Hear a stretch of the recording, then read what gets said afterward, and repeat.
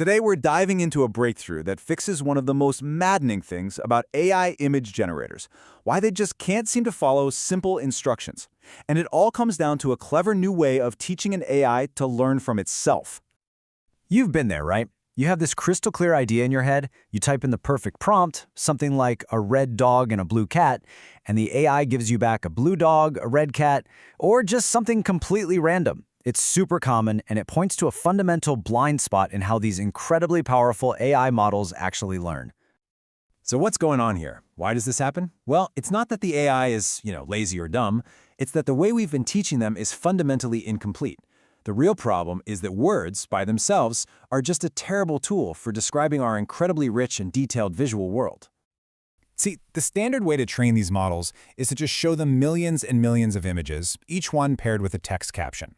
But a caption, even a really detailed one, is what researchers call sparse. It just can't capture every little thing, the exact texture of a fabric, the way the light hits an object, or the subtle relationships between things in the scene.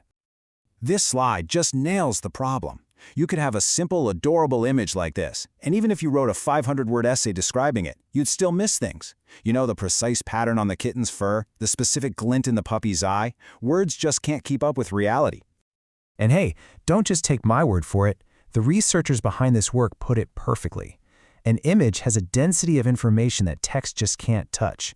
And this over-reliance on sparse text descriptions creates this huge gap, this misalignment between what an AI understands and what it can actually create. And here's what that misalignment looks like in practice. Check this out. An AI model can correctly recognize an image of a yellow broccoli. It gets the concept. But then, ask that same exact model to generate a yellow broccoli, and it just gives you a green one. Why? Because that's what it's used to. Its understanding and its ability to create are totally disconnected. So if words are the problem, how in the world do you fix this? Well, the big aha moment here was to stop relying on these flawed outside descriptions and instead teach the AI to use its own eyes. It's kind of like giving the AI a mirror. Okay, so the fancy official name for this method is Reconstruction Alignment, or RecA for short. And the idea is brilliant. Instead of learning from a skimpy text caption, the AI is trained to look at an image, form its own deep internal understanding of it, and then use that as the perfect guide to reconstruct the very same image. The best way to get your head around this is with a simple analogy. Imagine you're teaching an artist to draw a portrait. You could try to do it just by giving them a verbal description of the person's face. Or you could just give them a mirror and have them practice recreating their own reflection. RecA is that mirror. The AI looks at an image, it forms its own perfect, deep understanding of it, and then uses that flawless internal vision as the ultimate guide to generate from. And that's the absolute key right there. The model becomes its own teacher. Its powerful seeing part of the brain provides the rich, detailed, perfect feedback that the creating part needs to learn. It's a self-correcting loop that finally connects seeing and creating. Okay, so the theory sounds amazing, right? But does it actually work? Well, as they say, the proof is in the pixels, and the results here are honestly pretty astonishing.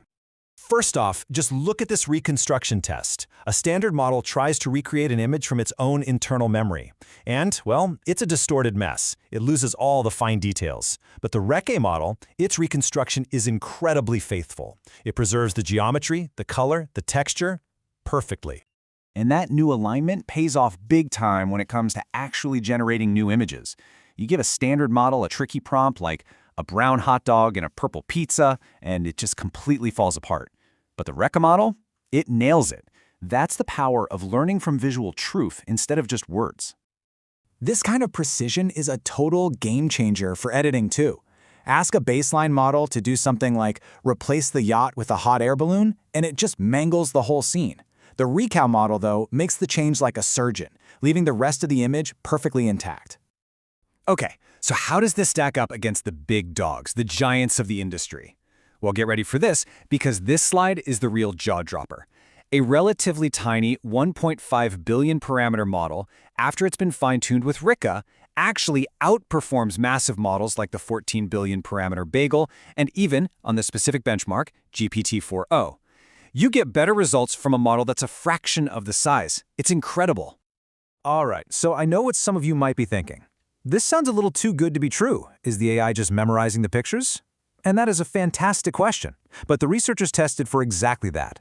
The method works consistently across a bunch of different AI architectures, and it still shows huge improvements even when they remove data that might give away the answers to the tests. This proves it's a genuine leap in capability, not just some clever trick. And if you're not impressed yet, maybe the most unbelievable number of all is the cost. They achieved these state-of-the-art results in just 27 hours on a single GPU.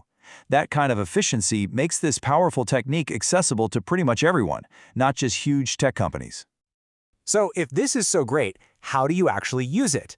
Well, the good news is the researchers have boiled it all down to a super simple and effective recipe for getting the best possible results. The optimal way to do it is a two-step process. First, you do the standard thing. You fine-tune the model on a bunch of high-quality image and caption pairs. That gives the model a broad, general understanding. Then, as the final step, you apply RecA to really dial in and refine all those tiny visual details. And here is the one major mistake to avoid. Seriously, do not get this backwards. The experiments show very clearly that applying RecA before the standard fine-tuning just doesn't work nearly as well. You have to build that broad foundation first, then you bring in the mirror to perfect the details.